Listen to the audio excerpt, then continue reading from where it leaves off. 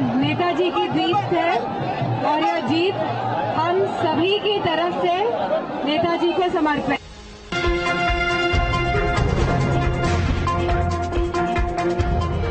मुलायम के बिना अखिलेश ने पास की पहली परीक्षा।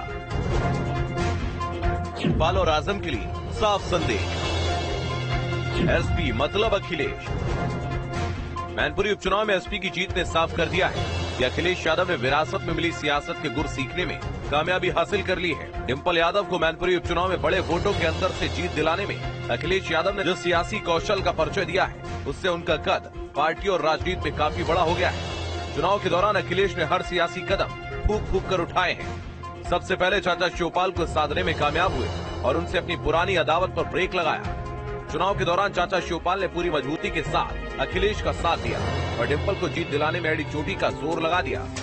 डिंपल की जीत के बाद अखिलेश पूरे मुलायम कुनबे के साथ सैफई पहुंचे और अपने पिता मुलायम सिंह यादव की समाधि पर पहुंचकर उन्हें श्रद्धांजलि दी। इस दौरान अखिलेश ने चाचा शिवपाल को पूरा सम्मान दिया। अखिलेश यादव ने यह तो नहीं कहा कि चाचा शिवपाल यादव का एसपी में कद क्या होगा, लेकिन उन्होंने यह जरूर कहा कि हमारे चाचा हैं, इसलिए कद भी बड़ा होगा। मैं बधाई देना चाहता हूं आदरणीय शिवपाल सिंह यादव जी को, जो राष्ट्रीय अध्यक्ष थे अपने दल के। उन्होंने समाजवादी पार्टी में आने का काम किया है, साथ हैं हमारे।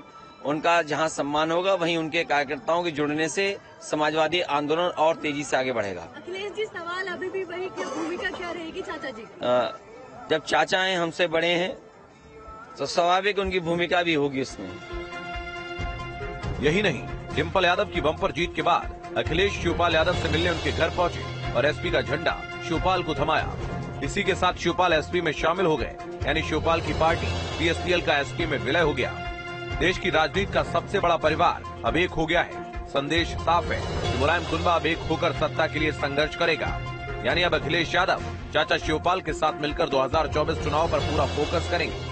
आज से फिर से नए युग की शुरुआत हो गई है और जो नेताजी के जो इस क्षेत्र में पूरे मैनपुरी में जो नेताजी का लोग चाहते थे, तो उसने की वजह से पूरे लोग। अखिलेश का ये पहला इम्तिहान था जिसमें अखिलेश अच्छे नंबरों के साथ पास हो गए। नेताजी के रहते शिवपाल और आजम खान जैसे सियासी धुरंधरों के आगे अखिलेश को खुलकर सियासी शॉट खेलने का मौका शायद ही मिला हो। लेकिन इस बार मैनपुरी खंदौली उपचुनाव में एसपी और सहयोगी दल की बड़ी जीत ने कई संदेश दिए। मैसेज साफ है, एसपी मतलब अखिलेश या अखिलेश मतलब एसपी। अब पार्टी पर सिर्फ अखिलेश की हुकूमत चलेगी। Team news state. मैनपुरी और खतौली में एसपी और उसके सहयोगी की जीत और रामपुर में हार के मायने क्या हैं, ज्यादा जानकारी दे रहे हैं न्यूज स्टेट संवाददाता आलोक पांडे। मैनपुरी उपचुनाव की जीत अपने आप में एक बड़ी और ऐतिहासिक जीत है समाजवादी पार्टी के लिए, क्योंकि समाजवाद का नर्सरी कहा जाता रहा नेताजी की विरासत रही और डिंपल यादव अब वहां से सांसद बन के आ गई हैं। हमारे पीछे विक्रमादित्य मार्ग पर समाजवादी पार्टी के इस कार्यालय से आपको इस जीत का एहसास हो जाएगा कि जिस तरह से यहाँ पे होर्डिंग और बैनर लगे हैं, जिस तरह से उन्हें बधाइयों का संदेश दिया जा रहा है, अपने आप में समाजवादी पार्टी के मैनपुरी उपचुनाव की जीत का महत्व दिखा रहा है। आपको बोर्ड साइज बड़ा है और समाजवादी पार्टी में जिस तरह से शिवपाल यादव का कद बढ़ा है, इस बात का ये साफ साफ सबूत है कि अब प्रगतिशील समाजवादी पार्टी के अध्यक्ष शिवपाल यादव को समाजवादी पार्टी में वो सम्मान जिसकी वो बार बार जिक्र किया करते थे, उन्हें वो सम्मान मिलने लगा है। निश्चित तौर पर कहा जाता है कि राजनीति में जीत और हार के मायने निकाले जाते हैं। जीत का मायने मैनपुरी के उपचुनाव से साफ दिख रहा है। तो रामपुर की सीट से आजम खान का जो प्रभाव था वो जरूर घटा, तभी वो सीट हारी और उस पे भी उनके राजनीतिक कद पर भी कुछ सवाल तो जरूर लग जाएगा। वीडियो जर्नलिस्ट अमित सिंह के साथ आलोक पांडे, न्यूज स्टेट, लखनऊ। चलिए, हमारे साथ खास मेहमान जुड़ रहे हैं, लेकिन उससे पहले आलोक पांडे का रुख करेंगे। हमारे संवाददाता लाइव कनेक्ट है हमारे साथ। आलोक, गढ़ की लड़ाई से 24 की चढ़ाई की तस्वीर कितनी साफ हुई है, खास करके अखिलेश की ये दो रणनीति, एक तरफ जयंत चौधरी को साथ लेकर चलना, जाट मुस्लिम गुजर जो एक इक्वेशन बनता है, कास्ट इक्वेशन, जातिगत इक्वेशन, धार्मिक इक्वेशन पश्चिम में वहां साधा जाए, और चाचा को साथ लाकर यादव वोटों में जो बिखराव है उसको समेटा जाए। बिल्कुल, देखिए, अगर बात मैनपुरी उपचुनाव की करें और खतौली की बात करते हैं तो कहीं ना कहीं समाजवादी पार्टी के लिए कल का दिन बहुत ही अच्छा रहा। एक लंबे समय बाद वो इस होर्डिंग को लगा पाए जहां पे वो बधाई दे रहे थे, जहां पे जीत की बधाई दे रहे थे। ये बात वहां पे चर्चा का विषय था, क्योंकि एक लंबे समय तक अगर कहा जाए तो वहां सूखा पड़ा हुआ था, हंसने और मुस्कुराने के वजह नहीं मिल पा रही थी।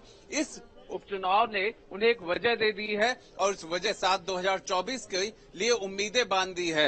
वो अगर हम मैनपुरी उपचुनाव की बात करते हैं तो ये शुरुआत में ही शिवपाल ने कह दिया था कि ऐतिहासिक होगा। शायद उन्हें भी इस बात का इल्म नहीं रहा होगा कि ऐतिहासिक कैसे हो सकता है। यादव परिवार एक हो गया, जहां उसको लेकर के भीतर घात वाली बातें चल रही थी, लेकिन जिस तरह से यादव परिवार एक हुआ है, जिस तरह से अगर कहा जाए यादव वोटों का जो बिखराव था वो अब कहीं ना कहीं 2024 में नहीं होगा। और अगर हम खतौली की बात करते हैं तो उसके जनाधार और वोट की बात करते हैं तो वो भी समाजवादी पार्टी जो पक्ष में है वो साफ नजर आ रहा है। रामपुर का जो गढ़ है उसका जाना निश्चित तौर पे समाजवादी पार्टियों को पच नहीं रहा है और लगातार वो सत्ता पे आरोप लगा रहे हैं। लेकिन ये देखना होगा कि जो रणनीति उन्होंने मैनपुरी में अपनाया था, नुक्कड़ सभाओं का अपनाया था, जो मोहल्ले पे जाया कर रहे थे, ब्लॉक स्तर पे जा रहे थे, संभवतः यही सब वजह थी कि मैनपुरी बिल्कुल यही कोशिश जयंत चौधरी ने खतौली में भी की, लगातार कैंप करके रखा, उसका फायदा उनको मिला। आलोक, आप बने रहिए और अपडेट से आपसे लेंगे और समझेंगे रणनीतियों को। अवनीश त्यागी जी भारतीय जनता पार्टी के प्रवक्ता और कपिल श्रीवास्तव जी प्रवक्ता समाजवादी पार्टी के हमारे साथ जुड़ गए। आप दोनों खास मेहमानों का बहुत स्वागत है। अवनीश जी, पहला सवाल आपसे ही, क्या कल के नतीजे अखिलेश यादव का कद और बढ़ा रहे हैं, खास करके जब वो चाचा को साथ ले आए, आरएलडी को साथ लाने की रणनीति को उन्होंने साबित कर दिया है कि ये पश्चिम में बीजेपी का इक्वेशन बिगाड़ रही है। देखिए, ये नतीजे कोई ऐसे प्रत्याशित या अनहोने नतीजे नहीं। मैनपुरी उनका गढ़ था, लगातार वहां जीतते रहे हैं और ये चुनाव जो इस बार जो चुनाव हुआ है, ये उपचुनाव हुआ है, ये तो सहानुभूति वोट केवल पड़े हैं। मुलायम सिंह को सहानुभूति वोट के नाम पर श्रद्धांजलि वोट टाइप पड़ा है, उसकी जीत हुई है। अगर ये कद बढ़ता या कोई ऐसा चमत्कार हुआ होता तो रामपुर में भी नजर आता। जो मुस्लिम्स ने पिछले विधानसभा चुनाव में एक मत होकर पूरी ताकत से समाजवादी पार्टी को वोट दिया, वो वहां क्यों बिखरा, ये समाजवादी को अपने आप सोचना चाहिए। भारतीय जनता पार्टी के साथ उनका आना और सर्व समाज से जुड़ाव होना, ये अपने आप में एक महत्वपूर्ण लक्षण है। ये भारतीय जनता पार्टी को जो बारी हुई है उसे कैसे दिख रहे हैं? हम बात सुन लीजिए, मेरी बात सुन लीजिए प्लीज। ये नहीं है हम खतौली की हार को इग्नोर कर रहे हैं। हम मान रहे हैं खतौली में, हम जनादेश को स्वीकार रहे हैं और उसकी चिंता हम करेंगे। भारतीय जनता पार्टी की एक परंपरा रही है, अगर कहीं कोई कमजोरी आती है, कोई दिक्कत आती है, उसकी समीक्षा होती है, उसे दूर करने का काम होता है। इसी कारण है भारतीय जनता पार्टी एक बूथ का गंभीरता से निरीक्षण करती है। उन्होंने छाटा हुआ है कि कौन कमजोर बूथ है, कौन हमारी कमजोर कड़ी है, उसे दूर करने की कवायद लगातार होती है, नीचे से ऊपर तक होती है, उसे दूर करने में कामयाबी भी मिलती है। ठीक है, ये पिछले 2014 से आप नतीजे देखोगे तो उसमें हमें नतीजे लगातार मिलते रहे। और जहां तक लोकदल और समाजवादी पार्टी के गठबंधन की बात आप कर रहे हो, ये गठबंधन तो पहले से चला रहा है, ये कोई नया गठबंधन नहीं है। केवल उपलब्धि ये हो सकती है समाजवादी पार्टी की कि कुनबा एक हुआ है और भारतीय जनता पार्टी की उपलब्धि है कि जनता एक हुई है और समाज का समर्थन उसको मिलने लगा है। ठीक है, मैं लौटूंगा कि हमारी डबल इंजन की सरकार नहीं है और डबल इंजन की जिसकी सरकार है और संवैधानिक संस्थाओं की जो चूड़े हिला रहा है, जहां सुप्रीम कोर्ट पूछ रहा है कि यस मैन की नियुक्ति 8 घंटे में कैसे हो सकती है, जबकि चपरासी की नियुक्ति भी 8 घंटे में नहीं होती है। ये हमारे प्रश्न नहीं है, ये तो सुप्रीम कोर्ट के प्रश्न है। और आप एक चीज देखिए ना कि रामपुर के अंदर जो 25% का मतदान कम हुआ पहले से, वो क्यों हुआ? जहां 70% अल्पसंख्यक वर्ग के वोट हुए, जहां अश्विनी भाई के, अवनीश जी के जो डिप्टी मुख्यमंत्री जी हमारे हैं केशव प्रसाद मौर्य जी, जो उनके परिधान से पहचानते हैं, जाली टोपी और लुंगी की बात करते हैं, तो ऐसे लोग जो चिन्हित करते हैं वो कहाँ निकलने देंगे? वो तो कह रहे हैं समाज का वोट मिल गया चाहिए। सर्व समाज का वोट उनको कहाँ से मिलेगा?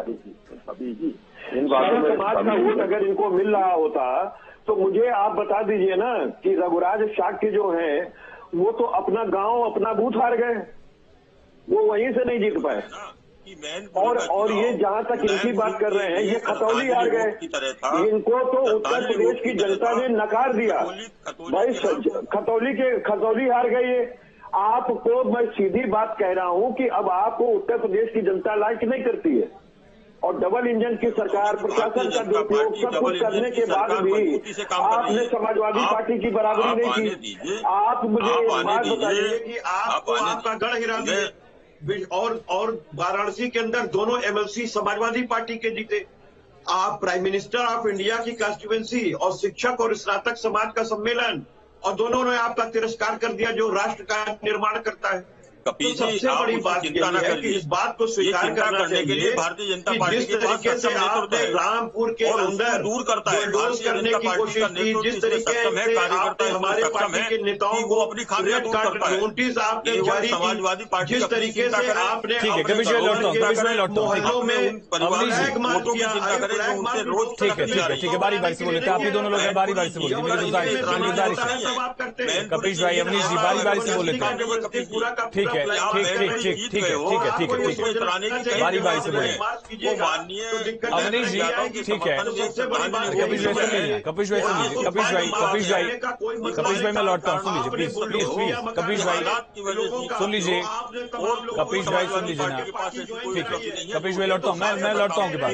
अवनीश जी, सवाल यह है कि लगातार बड़े नेताओं की कैंपेन करने के बावजूद मैनपुरी और खतौली के नतीजे आपके पक्ष में क्यों नहीं गए? जोड़ने से लोकतंत्र नहीं चलता है। मुख्यमंत्री से लेकर हर डिप्टी सीएम और प्रदेश बीजेपी के अध्यक्ष वहां पर लगातार डटे हुए थे, उसके बावजूद अगर नतीजे आपके पक्ष में नहीं गए तो बुनियादी कारण क्या देखते हैं? क्या इस उपचुनाव को लिटमस टेस्ट के तौर पर देखा जाए जहां जनता आपसे नाराज दिख रही है? देखिए, ये जो चुनाव का नतीजा है खतौली का, इसकी समीक्षा हो रही है, पार्टी शीर्ष स्तर पर समीक्षा कर रही है, और निश्चित रूप से हम कह रहे हैं कि जो खामियां कहीं स्तर पर रही होंगी उन्हें दूर किया जाएगा। पर आप उस रामपुर को तो देखिए ना, किस तरह से हम जीत रहे हैं। अभी आजमगढ़ जीते थे, उनको देखे ना कि किस तरह के नतीजे हमने पाए हैं, किस तरह से सरकारें काम कर रही हैं, और किस तरह से अरे जहां वो समाजवादी पार्टी वाले हार जाते हैं वो तमाम तरह की बातें करने लगते हैं। हम अपनी चीजें स्वीकार रहे हैं, उन्हें भी स्वीकारना चाहिए कि किस तरह से उनका जनाधार घट रहा है, किस तरह से जनता उनसे दूर हो रही है, किस तरह से उनसे वोट बैंक दूर हो रहा है।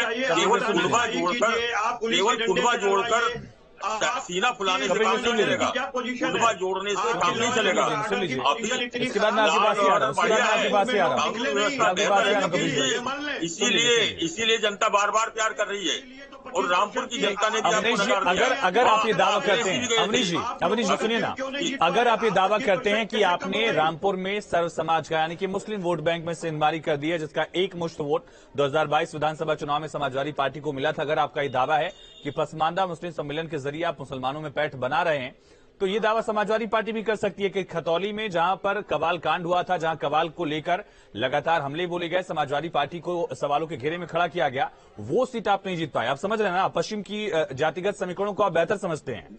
उस पश्चिम में जहां पर 2013 के दंगे के बाद जाट और मुस्लिम वोटर्स का पैटर्न अलग अलग हो गया था, आरएलडी गर्त में चली गई थी, वहां आरएलडी की वापसी हुई है और कवाल के इलाके में वापसी हुई है। कवाल विक्रम सैनी वहां जन्मे हैं, उस इलाके में भी आप लोग हार गए हैं, ये संगवारी भी तो है। मैंने उसको पहले स्वीकार, डिबेट शुरू होने से पहले मैंने ये माना कि खतौली में खामी रही, जो खामी रही है पार्टी नेतृत्व उसको देख रहा है, कार्यकर्ता उसको चिंतन कर रहे हैं, इसके नतीजे जल्दी निकले। हमने ये माना, आपसे पहले माना कि भारतीय जनता पार्टी किसी दूसरे पर ठिकाना नहीं फोड़ती, भारतीय जनता पार्टी सच से आंख नहीं चुराती, भारतीय जनता पार्टी सच स्वीकारती है। मेरा सवाल आपसे है, मीठा मीठा गप गप कड़वा कड़वा तू जहाँ हारे वहां सवाल उठा दिया, जहाँ जीते वहां ठीक है। उनके पास बोलने के लिए शोर मचाने के अलावा कुछ नहीं है। अगर मैनपुरी में कुनबा जुड़ गया है तो इसका मतलब नहीं है पूरे प्रदेश में जनता जुड़ गई है। वो समाजवादी पार्टी सोचे कि उनका मुसलमान क्यों खिसक रहा है, क्यों अखिलेश जी जाने के बावजूद और रामपुर में हरियाली आंसू बहाने के बावजूद क्यों वोटर नहीं देते, क्यों नहीं वोट देते, जनता ने उनको वोट नहीं दिया, उसको स्वीकारिए, दूसरों पे खींच मत छोड़िए। हम अपनी खामियां, अपनी कमजोरियां, हम अपनी कमजोर कड़ी खुद तलाश लेंगे, हम जीत लेंगे। आप कोई आंकड़ा 36 का किससे नहीं है। भारतीय जनता पार्टी पूरी तरह से एक कार्यकर्ता है। ये आंकड़ेबाजी आपके यहाँ चलती है, आपके यहाँ कुंडेबाजी चलती होंगी, आपके यहाँ कोई नहीं है, हमारे यहाँ सब एक है। चलिए आलोक, कौन सवाल आपसे है, कोई नहीं है। इस उपचुनाव के नतीजे के मायने क्या है? रामपुर में बीजेपी का जीतना, खतौली में समाजवादी पार्टी का जीतना। मैनपुरी माना जा रहा था कि समाजवादी पार्टी की बढ़त मानी थी। भारतीय जनता पार्टी में कोई मतलब नहीं है। भारतीय जनता पार्टी एक सूत्र से बंधी है, एक विचार से बंधी है। ठीक है आलोक,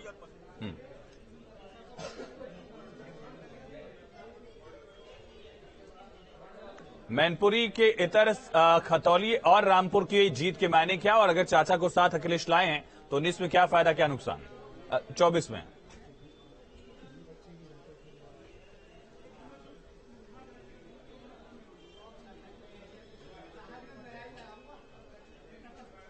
आलोक आप सुन पा रहे हैं क्या? हमें शायद आवाज नहीं पहुंच रही शायद। हाँ जी, मैं सुन पा रहा हूँ। देखिए हाँ, बताएं जी, बिल्कुल आवाज आ रही है। मैं आपको बताऊं, उपचुनाव के जो भी नतीजे आए हैं, सबसे पहले तो कुछ समझने की बात है, क्योंकि जो भी राजनीति के जीत और हार के परिणाम आते हैं उसका विश्लेषण होता है, पार्टी की तरफ से भी होता है और अगर हम कहें तो मतदाताओं के लिहाज से भी होता है, और इसे दोनों को ही समझने की जरूरत है। भारतीय जनता पार्टी को कोई इसमें नुकसान नहीं है, न केंद्र सरकार के लिहाज से न राज्य सरकार के लिहाज से, लेकिन हाँ, इस नतीजों का परिणाम ये है कि समाजवादी पार्टी का मनोबल जरूर बढ़ेगा, क्योंकि नगर निकाय चुनाव बिल्कुल अगले हफ्तों से ही डिक्लेयर हो सकता है। एक चीज, दूसरी चीज है कि 3 उपचुनाव होते हैं, 2 उसमें समाजवादी पार्टी के पक्ष में जाते हैं, तो अपने आप ये एक मनोबल बढ़ाता है। और 2024 के हर नतीजे, हर चुनाव हम 2024 से जोड़ रहे हैं, तो अगर हम समाजवादी पार्टी के लिहाज से देखें, भले ही सहानुभूति के वोट की बात हो रही है, लेकिन उनका जो चुनाव लड़ने की रणनीति थी वो बहुत अलग थी। इस बार वो बिल्कुल परिवार एक साथ रहा, उपचुनाव से मैनपुरी के वो बाहर ही नहीं निकला, उसने वहां पर जितनी भी रणनीतियां होती हैं उनको ठीक किया और उसका परिणाम अच्छा। ठीक है आलोक, तमाम जानकारी के लिए बहुत शुक्रिया। कपिल जी, अवनीश जी, आपका तमाम बातचीत के लिए, अपना पक्ष रखने के लिए बहुत शुक्रिया। तो 24 की लड़ाई के लिहाज से उपचुनाव के नतीजे बेहद अहम माने जा रहे हैं, लेकिन समाजवादी पार्टी के लिहाज से अगर देखा जाए तो अखिलेश का कद और ज्यादा बढ़ गया है।